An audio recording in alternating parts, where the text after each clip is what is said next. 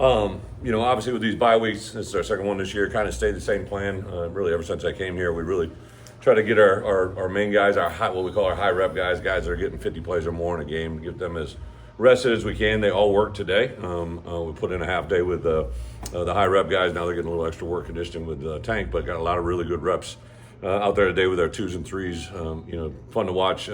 Donovan Leary, fun to watch Trey at the quarterback position. Those guys in particular to get some reps and see them run around offensively. Some of the young old linemen, that we're really using this time to see where we are, what we got to do moving forward, and then defensively got a lot of young guys that have started playing more to get them some live game reps. Tomorrow we'll do a little bit of Michigan State introduction and some game planning with that. But other than that, been a productive week. I like their attitude, their demeanor. Obviously, last Saturday was a tough one. I think our guys, I showed them, in the clips, the first play of the game where I think everybody on our sideline expected to win that game, and all the way to the last play, the last competitive play where we got the sack fumble, that there was belief on our sideline that we were going to win that game throughout the entire game, and I don't think that's wavered. I like our guys' demeanor.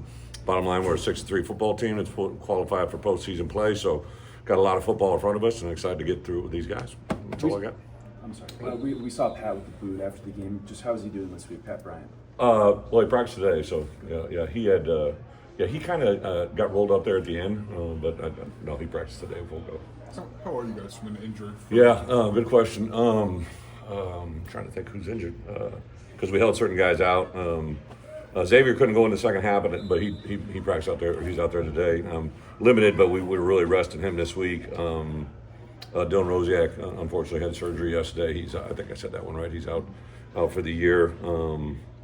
Really, that's about it. I mean, we're resting guys, but I don't think anybody from an injury standpoint. I do think Barna should be back next week. And actually, Daniel Brown practiced a little bit too, so it could be, now with 3 games remaining, a guy like General Hunt, Rio Sanders, there's a bunch of guys that we can use them in these windows now to get other guys out on the field that haven't been there yet this year to fly under the radar, still be counted as redshirt guys.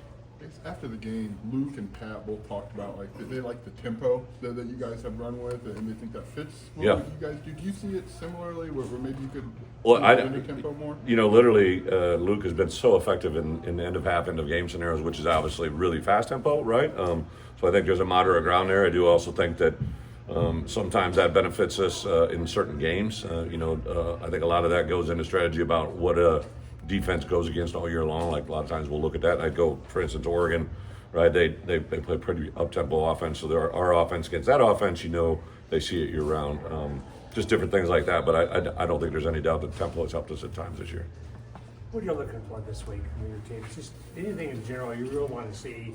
If they bounce back, that thing. Yeah, tomorrow we'll actually scrimmage our young guys, right? We'll let them go live tackle football, which I think they all enjoy.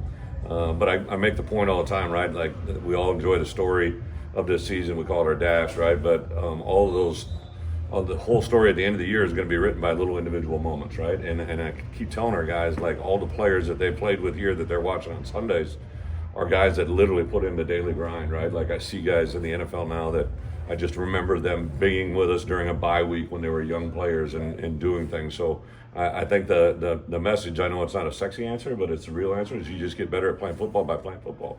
And that's what we got to do. The CFP, college football playoff rankings came out last night. Number 1, number 6 were the teams you played already. Yeah. Does that make you feel a little bit better about kind of where you are? I was really interested. If we had won that one last week, I'd like to know where we were going to be.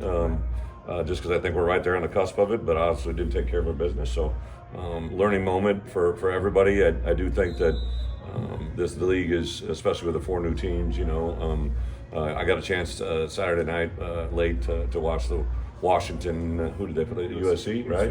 And, I hadn't really seen a lot of those films because we hadn't had a lot of crossover with those games. So I saw some of that. I mean, there's just some really good football teams. Obviously, Indiana story is what it is. Ohio State, we played them. We poured Oregon after them, so I saw them on film, offense, defense, special teams, and it's easy to see they're a really good football team. So obviously we saw Penn State, and then nail biter. I didn't get to see the Penn State Ohio State game, but there's just a lot of really good football in the league. talked after the Minnesota game about not sending coaches on the road just because the days Yeah. off, and doing the self-scout. Has that been as productive as you maybe needed? Yeah, it I to got be? back late last night. I was on the road with one other coach, but yeah, my 10 coaches all stayed here, and we're actually going to meet about this afternoon. But I've talked to Barry and Aaron over the last 2 days, and just kind of self-absorbed the things that we, kind of look at all the time. But I asked them really, case in point, how did we play when we had tempo? How did our defense play when they had tempo against us? Some things within the game I think are really the stuff I'm trying to find out for this week. Talked on Saturday. You guys have obviously explored rotating the right guard spot. Yeah. Do you think there's a possibility to look at other positions on the line, a realistic rotation, or do you feel like I would those are right now. I mean, we were working, our 2s and 3s right now, but Geski's playing pretty good football. JC's playing good football. Melvin, was a little bit up and down, but he's playing pretty good football. So they're right guard, and then obviously Josh is playing good at center. So I think we want to try to get some of those young guys in ways that we did with like Brandon Henderson. Guys that can come in and play like auxiliary positions just to get them reps and see where they're at.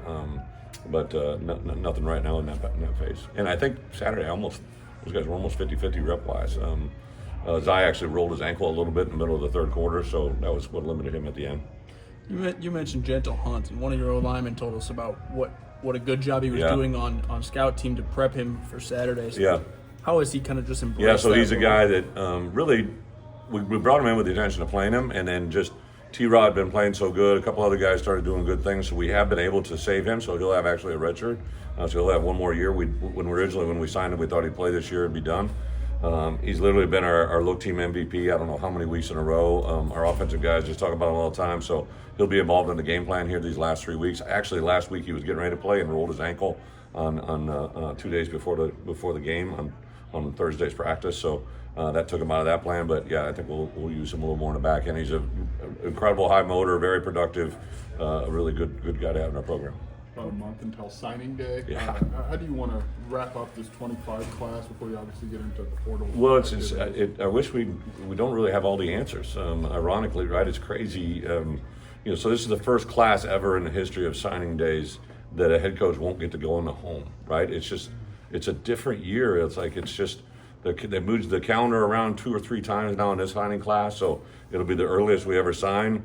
But also, right, we're at a time now where it's unprecedented. Not only do we have 85 scholarships, you can go higher. You can now split scholarships. You can give partials, right? Like all the FCS schools can divide scholarships, halves or quarters or whatever you want to do. So our number is going to be our number. I wish I knew exactly. I think I kind of have a ballpark, but then also, the portal world, I'm not going to be naive to the fact that I'm not going to have a few guys come in and express a desire to look at all the options that are out there, and then that takes into effect what you can take as well. Did you see what you and the staff are doing this weekend? Are you guys here? Are you guys on the road? Or? Yeah, I'm on the road. I'm going to take in some high school playoffs on Friday night. The coaches will be here all throughout the week. On Saturday, I'll probably give them a day to take a deep breath. We've been grinding pretty good. So, but on Sunday, we'll have a much more enhanced Michigan State prep, kind of like what we do every bye week. Do you want your guys to watch football and stuff? Oh Do yeah, whatever yeah. they- I think our off guys. their feet. Yeah, I think our guys will be locked into the games that we have ahead of us. Right, we have 3 games that will be ahead of us, and then for us as coaches, like the prep of Michigan State will change a little bit after one more game, but for the most part, that's in part too. When's the last time you've had a day off? Do one more you after ever this get to take a break? My wife asked the same question. Like I'm out of, it's just it's what you sign up to do. But usually January is the first time you kind of get a little break because the way the schedule is breaking out this year, December will be a complete zoo. Because now you're in bowl prep, can't go out on the road, but it'll be a live recruiting window for portal and high school kids. So it's a very unique time.